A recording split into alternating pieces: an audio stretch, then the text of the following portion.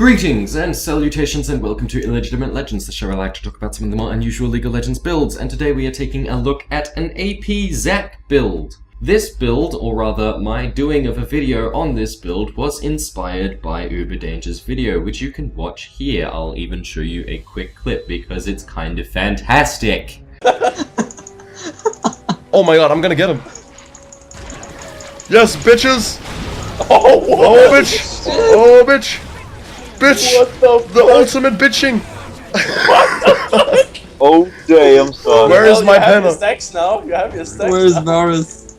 So yeah, that's what that is. I don't know if you're impressed, but I was, and so I thought I'd run out and try me some AP Zac. And it's gone reasonably well. It does have some glaring problems, and that is that its early game is so incredibly bad.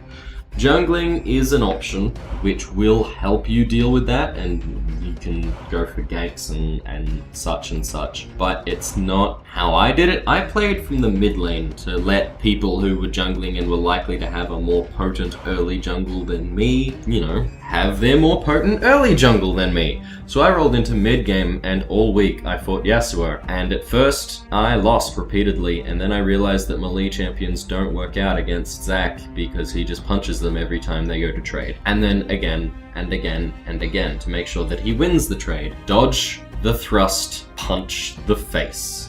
The shield will come up, punch the face again. And so basically, how I rolled this, how I played AP Zac, was start with a health crystal, looking to get haunting guys as soon as possible because spell penetration is something that I've got a massive hard on for. Like it's my preferred stat in my mages over just getting AP. So that's how we started. Roll into lane and rank the Q first, ranking E second and W somewhere in the middle. It's good to get before you reach level 6 because it synergizes with your ult kind of really well, but it's not massively vital because by its nature, it's percentage damage, meaning that it's not going to contribute much in the early game, and it's not going to contribute much until you've got a lot of AP. It's the thing that makes this whole build worthwhile. Yeah, all your abilities have reasonable AP ratios, but none of them are fantastic. It's the combination of knockups and percentage damage in the vicinity of 12%. Everyone's standing me.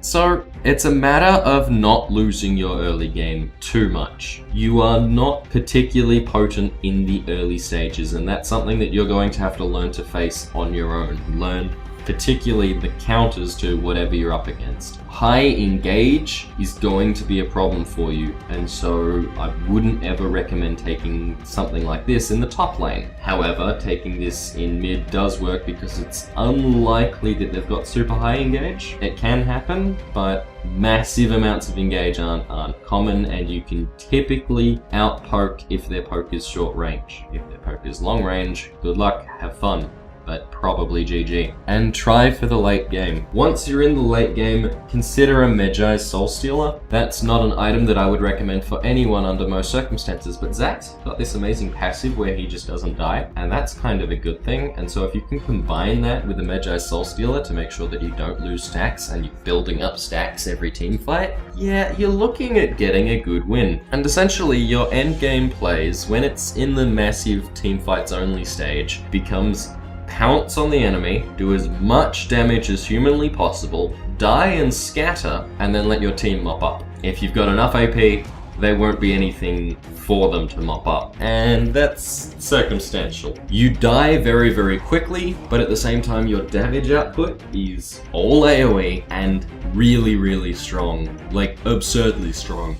Very little anyone can really do to counter it, so it's a strong build. It's very, very good. It's, however, got a terrible early game and requires at least 4 items before it's functional in any sort of respect, and so consequently, don't do it unless you're planning to go for the long haul. You need somebody else on your team who's got early potential, so your jungler, try and sync with them to make sure that your jungler is good and early. Lee Sins, not Warwicks, not Poppies, Sejuani's, you know, good early gank potential.